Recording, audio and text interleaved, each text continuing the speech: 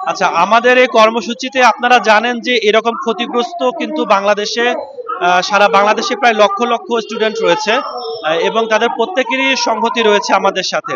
কিন্তু এই পর্যায়ে দেখা যাচ্ছে যে আমাদের অধিকাংশ ভাই বোনেরা বেকার, এবং তারা অনেক দূরে দূরে মানে বাংলাদেশের প্রত্যন্ত অঞ্চলে থাকার কারণে